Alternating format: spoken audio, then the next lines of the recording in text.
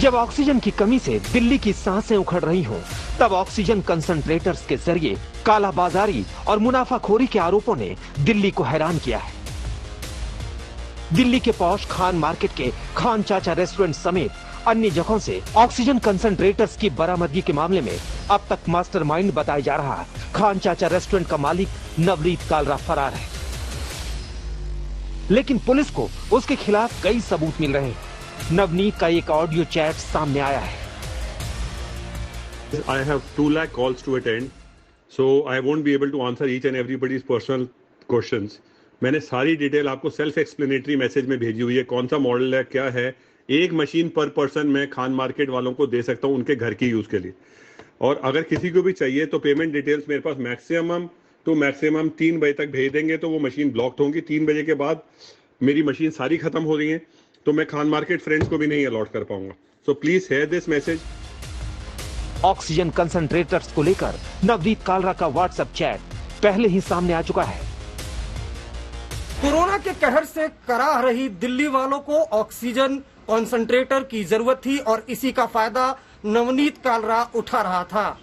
आज तक के पास वो व्हाट्सएप चैट भी है जिसमें नवनीत कालरा लोगों से 20,000 रुपए के कंसंट्रेटर के 50 से 60 से 70,000 रुपए डिमांड कर रहा था। आज तक के पास वो वीडियो भी मौजूद है जिसमें खान मार्केट के खान चाचा रेस्टोरेंट के बाहर लोगों की लंबी कतारें लगी हुई हैं। लोग ऑक्सीजन कंसंट्रेटर के लिए लगातार नवनीत कालरा से गुहार लगा रहे थे और वो इसी बात का फायदा उठाकर गोरख धंधा कर रहा था। दिल्ली पुलिस के मुताबिक लंदन में रहने वाले व्यवसायी के मालिक गगन दुग्गल की कंपनी मैट्रिक्स सेलुलर के नाम पर 650 ऑक्सीजन कंसंट्रेटर मंगाए गए थे। इनमें से 120 ऑक्सीजन कंसंट्रेटर बेचे जा चुके हैं। सूत्रों के मुताबिक 1 करोड़ रुपए से ज्यादा के ऑक्सीजन कंसंट्रेटर अब तक बिक चुके हैं। दिल्ली पुलिस को अंदेशा है कि नवनीत कालरा ने कई लोगों से बल्क में ऑक्सीजन कंसंट्रेटर की सप्लाई देने के लिए लाखों रुपए एडवांस भी लिए हैं।